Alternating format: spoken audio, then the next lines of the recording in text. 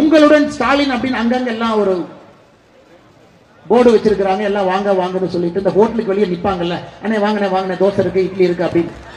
அவங்களே இந்த உங்களுடன் ஸ்டாலின் ஒண்ணு போட்டுட்டு ஆள் இல்லாத கடையில டீ ஆத்துற மாதிரி 4 பேர் டீ ஆத்திட்டு இருக்காங்க.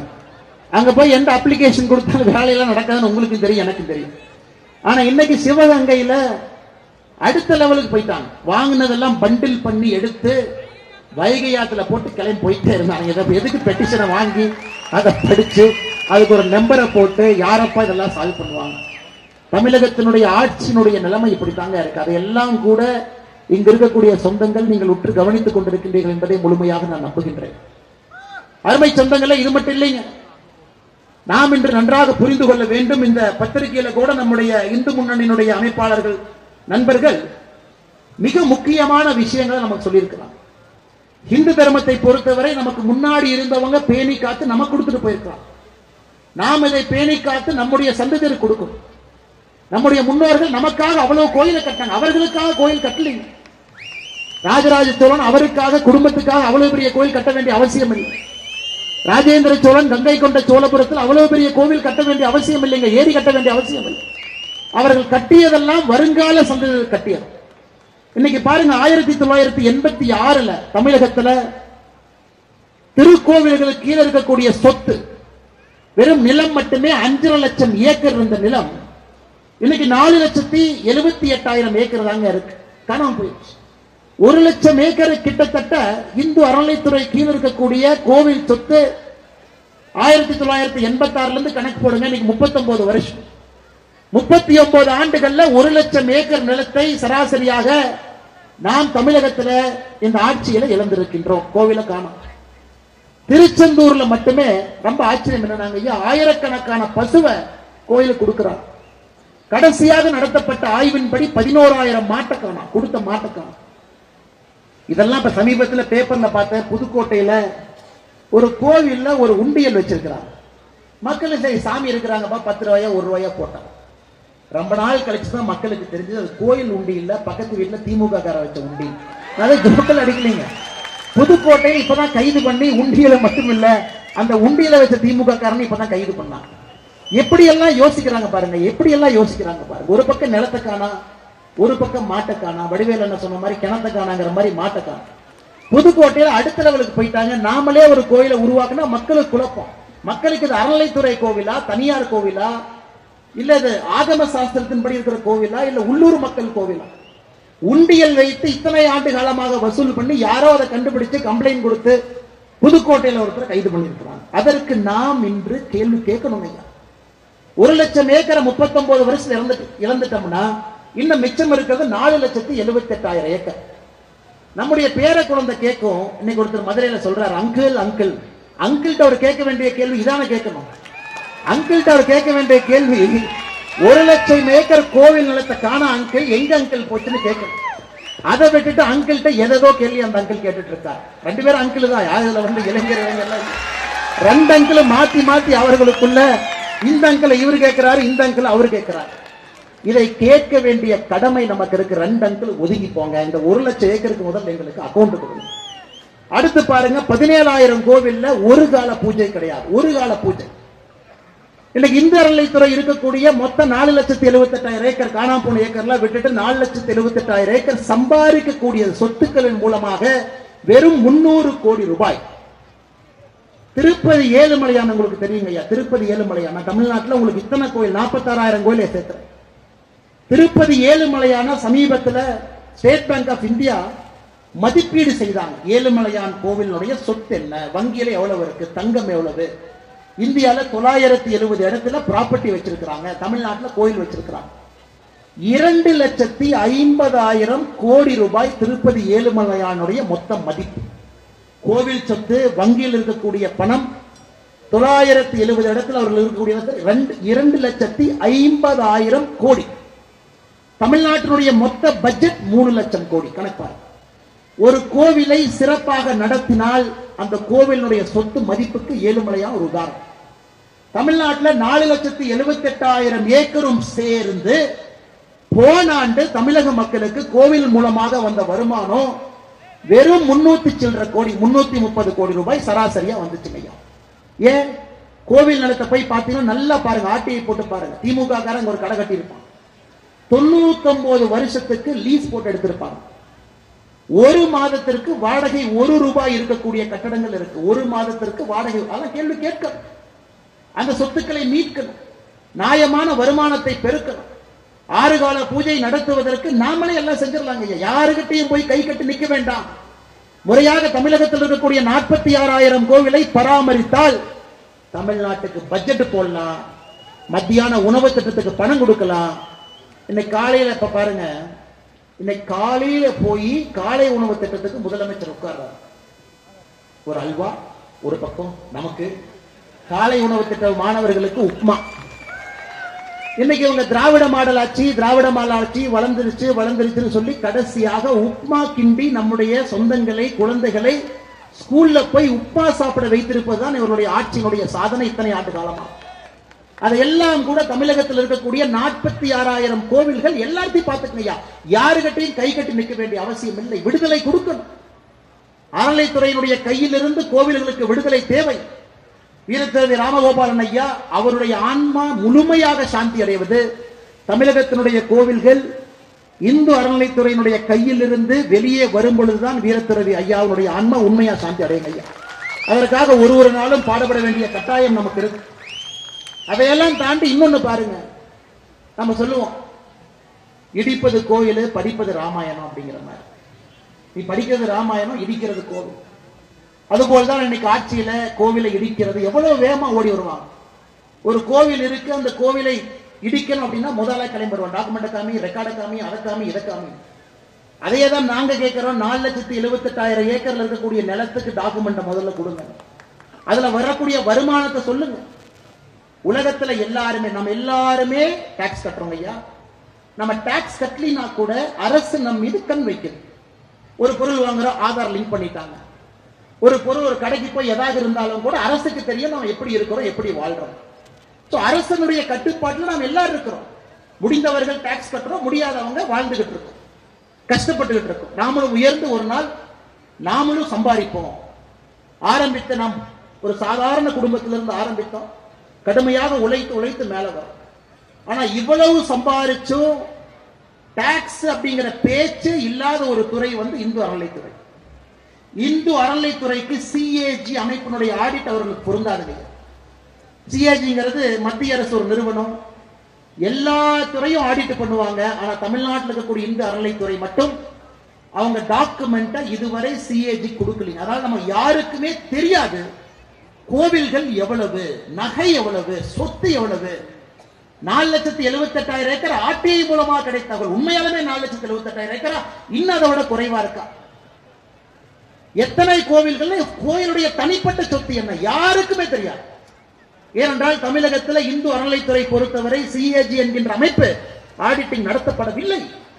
எவ்வளவு சொத்துனே தெரியாது. ஆனா நமக்கு வீட்டு வரையில் முதலா கிளம்பி வருவான். பாருங்க, இந்த பில்டிங் இப்படி கட்டின, வீட்டுல முன்னாடி இழுத்து இருக்கிற வீட்டு வரி நீ கொடுக்கணும். குடிசை வீடா இருந்தாலும் வீட்டு வரி போட ஆரம்பிச்சிட்டாங்க, யாரா இருந்தாலும் வீட்டு வரி கொடுக்கணும். ஆனா நம்முடைய பொது சொத்தாக இருக்கக்கூடிய கோவில்ல என்ன வரி என்பதற்கு யாருக்கும் தெரியாது. அதையும் இந்து முன்னணி அமைப்பினர் என்று கேள்வியா கேட்டிருக்கிறார்.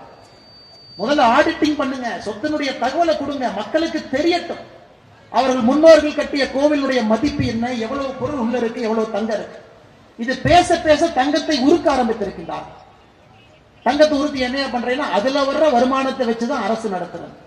இதை விட வெட்கக்கேடான செயல் இந்தியால எங்கேயுமே கிடையாது. பீகார்ல அவன் தங்கத்தை உருக்கிறது கிடையாது, உத்தரப்பிரதேச தங்கத்தை உருப்பது கிடையாது, ஜார்க்கண்ட்ல அவன் தங்கத்தை உருக்கிறது. பட்டினிச்சாவி நடக்கக்கூடிய மாநிலத்தில் கூட கோவிலுடைய தங்கத்தை உருக்குவது கிடையாது.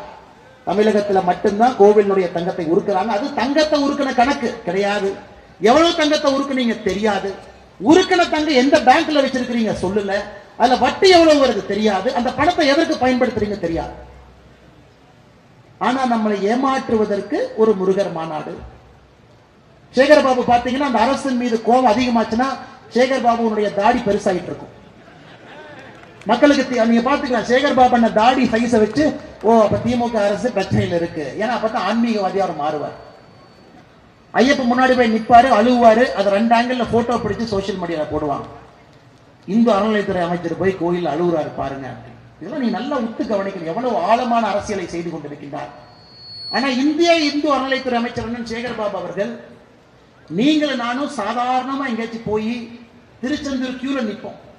என்னங்க 4 மணி நேரமா கியூல நிக்கிறோம், கொஞ்சம் வேகமா திறந்துருங்கன்னா, திருப்பதி போனா ஒரு நாள் நிப்ப, என் தமிழ்நாட்டு 4 மணி நேரம் நிக்க மாட்டியா? இதெல்லாம் நமக்கு கிடைக்கிற பரிசு, இதெல்லாம் நமக்கு கிடைக்கிற பரிசு. அதனால் நீங்கள் நன்றாக உன்னிப்பாக நீங்கள் கவனிக்க வேண்டும் அன்பு சொந்தங்களே. 2026 நம்முடைய தேர்தலை பொறுத்தவரை தமிழகத்தில் ஒரு மாற்றம் வேண்டும். நீங்க அதை தீர்மானம் பண்ணணும். தமிழகத்திலே நல்லவர்கள் ஆட்சிக்கு வரணும், நீங்க அதை முடிவு செய்யணும். உங்க வாக்கு மட்டும்தாங்க, வாக்கை தவிர நமக்குலாம் எந்த மரியாதையும் கிடையாது. ஓட்டுக்கு மட்டும்தான் மரியாதை. 2 டைம் தான் மரியாதை கொடுப்பாங்க. ஓட்டு போட்டா அன்னைக்கு அண்ணன் கையை காலா நினைச்சுக்கிறேன், காலை கையா நினைச்சுக்கிறேன், கை தானே, கால் தானே, அன்னைக்கு மாத்தி மாத்தி சொல்லுவாங்க, கையும் காலையும் காட்டுங்க.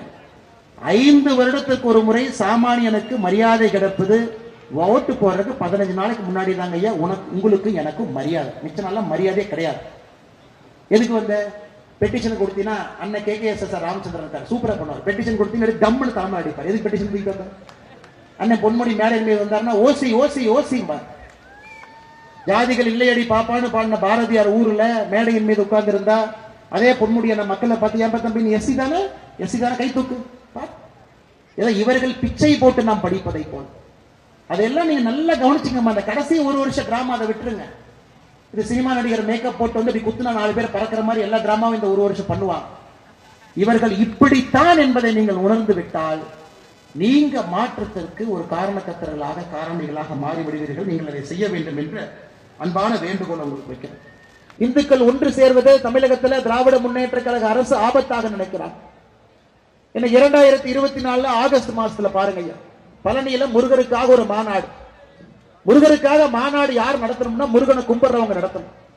ஆனா 2024 நடத்தப்பட்ட மாநாடு திராவிட முன்னேற்ற கழக ஆட்சி அந்த மாநாடு நடத்தினாங்க. ஒரு மாநாட்டின் மீது முருகன் மீது உண்மையாலுமே பக்தி இருந்தால் அந்த மாநாட்டை அரசே நடத்துறாங்க. முதலமைச்சர் நேரடியா போய் பங்கேற்கணும். முதலமைச்சர் பங்கேற்கல. முதல் நாள் காணொலி வாயிலாக அந்த நிகழ்ச்சியில பங்கேற்கிறார். 2வது நாள் நிகழ்ச்சியில உதயநிதி ஸ்டாலின் காணொலி வாயிலா பங்கேற்கிறாங்க. பழனியில போன வருடம் ஆகஸ்ட் மாதம் நடைபெற்ற அனைத்துலக முருகர் மாநாடு. அந்த மாநாட்டினுடைய தீர்மானத்தை படிச்சு பார்த்தா நீங்களே சிரிப்பீங்க. 21 தீர்மானம் அரசு போட்டிருக்கிறாங்க. 8வது தீர்மானம், இந்து அறநிலைத்துறை அவர்கள் பகுதியில் இருக்கக்கூடிய திருக்கோவில்ல மாணவ செல்வங்களை எல்லாம் வரவழைத்து கந்த சஷ்டி கவசத்தை படிக்க வைக்கணுமா. அதை பாருங்க, எவ்வளவு ஆச்சரியம் பாருங்க. அதாவது 8வது தீர்மானம், இந்து அறநிலைத்துறை கோவில்கள் எங்க இருக்கோ அங்கே மாணவ செல்வங்களை அழைத்து கந்த சஷ்டி கவசம் பாராயணம் பாடுவதற்கு நாம் வாய்ப்படுத்தி கொடுக்க வேண்டும் என்று. ஆனா அந்த விழாவை முக்கிய விருந்தினர்களாக வரக்கூடியவர்களுக்கு சனாதன தர்மத்தை ஒழித்து கட்ட வேண்டும். சனாதன தர்மம் என்பது டெங்கு போவது, கொசு மாறி அதையெல்லாம் மிதிக்கணும். ஒரு பக்கம் பேசலாம். இன்னொரு பக்கம் இந்துக்களுடைய வாக்கு வங்கி வேண்டும், நம்ம ஆன்டி இந்தி கவர்மெண்ட் சொல்லிடக்கூடாது என்பதற்காக இது போற நாடகம். 2024 ஆகஸ்ட் மாதத்திற்கு பின்பு, இன்னைக்கு சரியா 1 வருஷம் ஆகுங்க, 1 வருஷம் ஆக போது, முடிய போது. 1 வருடத்துல எங்கேயாவது இந்து அறநிலைத்துறை அவர்களாக மாணவ செல்வங்களை அழைத்து கந்த சஷ்டி கவசம் எங்கேயாச்சும் படிக்க வச்சாங்களான்னு கேளுங்க. மக்களை ஏமாற்றுவதற்காக, மக்களை ஏமாற்றி பிழைப்பதற்காக ஒரு மாநாடு நடத்தி பொய்யான தீர்மானத்தை போட்டு அந்த நேரத்தில் கைத்தட்டு வாங்குவதற்காக இவர்கள் நாடகமாகிக் கொண்டிருக்கின்றார்கள். இதைவிட கொடுமை இன்னும் இருக்குதுங்க. செப்டம்பர் 10ஆம் தேதி, வருகின்ற செப்டம்பர் 10ஆம் தேதி பம்பாவில் சபரிமலை ஐயப்பன் இருக்கக்கூடிய பகுதியில் கேரள கம்யூனிஸ்ட் அரசு அவங்க ஒரு மாநாடு நடத்துறாங்க. அனைத்துலக சபரிமலை ஐயப்பன் மாநாடு. இது பாருங்க எப்படி இருக்கு. எல்லா திருடர்களும் ஒன்னா சேர்றாங்க. இங்க முருகனுக்கு மாநாடு திராவிட முன்னேற்ற கழகம், சபரிமலை பம்பையில இந்த செப்டம்பர் 10ஆம் தேதி சபரிமலை ஐயப்பனுக்கு மாநாடு நடத்துவது கம்யூனிஸ்ட் அரசு. கம்யூனிஸ்ட் அரசு. கேரளாவில் இருக்கக்கூடிய பாரதிய ஜனதா கட்சியும் அங்க இருக்கக்கூடிய நம்முடைய இந்து சொந்தங்களும் ஒரே வார்த்தை தான் சொன்னாங்க, மாநாடு நடத்துறதே தப்பு. இந்த மாநாட்டுக்கு முக்கிய விருந்தினர் ஒருத்தர் கூப்பிட்டிருக்காங்க. அவங்க யாருன்னா சாட்சா தமிழ்நாட்டினுடைய முதலமைச்சர் மு.க. ஸ்டாலின் அந்த மாநாட்டினுடைய முக்கிய விருந்தினர். பாருங்க எப்படி திருடர்கள் ஒரே மேடையில ஒன்னா சேர்றாங்க. அங்கே சொன்னார்கள், மு.க. ஸ்டாலின் அவர்கள் கேரள மண்ணில செப்டம்பர் 10ஆம் தேதி காலை வைப்பதற்கு நாங்கள் விட மாட்டோம். எங்களை தாண்டி எங்களின் மீது நடந்து இந்த சபரிமலை மாநாட்டினுடைய மேடை பந்தலுக்கு தமிழ்நாட்டினுடைய முதலமைச்சர். காரணம் என்னன்னா, சனாதன தர்மத்தை பற்றி நான் பேசியதும் தவறு, விநாயகர் சிலையை நாங்கள் எங்களுடைய தந்தையார் அவங்கள உடைச்சதும் தவறு, என்னுடைய மகன் சனாதன தர்மத்தை பற்றி பேசியது தவறுன்னு சொல்லிட்டு நீங்க மேடை ஏறுங்க, இல்லாட்டி எங்களின் மீது நீங்கள் ஏற வேண்டி வரும். எப்பவுமே இந்த திராவிட கட்சிகளை பொறுத்தவரை எதிர்த்து நின்னீங்கன்னா ஓடிடுவாங்க. நாம பவ்யமா சாதாரணமா அமைதியாக நிற்கும் வரைக்கும் தான் நம்ம மேல ஏறி நிற்பாங்க. உடனே மு.க. ஸ்டாலின் அவர்கள் பெல்டி அடிச்சு, இவரா செப்டம்பர் 10ஆம் தேதி தமிழ்நாட்டில் அரசு நிகழ்ச்சி இவரே அவருக்கு ஏற்படுத்தி கொண்டு, அன்னைக்கு நான் பிஸியா இருக்கேன், என்னால வர முடியாது, எனக்கு பதிலாக பிடிஆர் அவர் அனுப்பி வைக்கிறேன். இன்னைக்கு தமிழ்நாட்டில் நம்ம அண்ணன் பிடிஆர் பழனிவேல்ராஜன் அவர்கள் தான் பக்கரா, கோயில் ஆடு வெட்டுமா பிடிஆர் அனுப்பு, எப்படி இருந்தாலும் 2026 அந்த ஆட்டு அனுப்புறது தான். ஆனா இன்னைக்கு பிடிஆர் அவர்களை பொறுத்தவரை அவர் இன்னைக்கு அந்த மாநாட்டுக்கு செப்டம்பர் 10ஆம் தேதி பம்பைக்கு போறாரு. என்ன ஆகுதுன்னு எனக்கு தெரியாது. அவர் இவரே எஸ்கேப் இவரை கோர்த்து விட்டார். எதற்காக இதெல்லாம் சொல்லுகின்றாலுங்க, நமக்கு பக்கத்து மாநிலத்தில் எப்படி அரசியல் இருக்கிறது என்பதையும் நாம் உணர்ந்து கொள்ள வேண்டும்.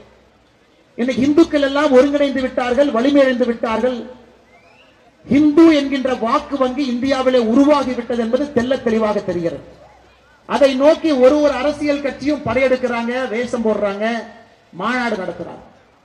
இன்னைக்கு மதுரையில எத்தனையோ பேர் மாநாடு நடத்திட்டாங்க. சமீபத்தில் யாரு மாநாடு நடத்தினாங்கன்னு உங்களுக்கு தெரியும். ஆனா மதுரையிலே எத்தனை மாநாடு நடத்தினாலும் சரித்திரத்திலே இந்து முன்னணியினுடைய முருகர் மாநாடு மட்டும்தான் நிற்கும். கட்டுக்கோப்பு. லட்சக்கணக்கான மனிதர்கள் மாநாடு நடைபெறுவதற்கு முன்பு வந்து ஆறுபடை முருகனையும் தரிசனம் செய்துவிட்டு போயிருக்கிறாங்க.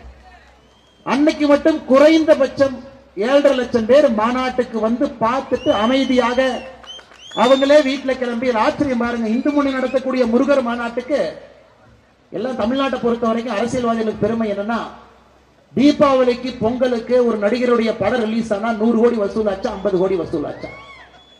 தீபாவளிக்கு பொங்கலுக்கு டாஸ்மார்க்ல எவ்வளவு வசூலாச்சு.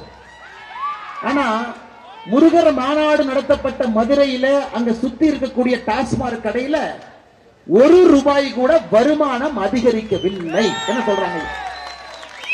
எப்படிப்பட்ட கூட்டம் நம்மோடு இருக்கின்றார்கள், எப்படிப்பட்ட மனிதர்கள் நம்மோடு இருக்கின்றார்கள். இதெல்லாமே பாடம்.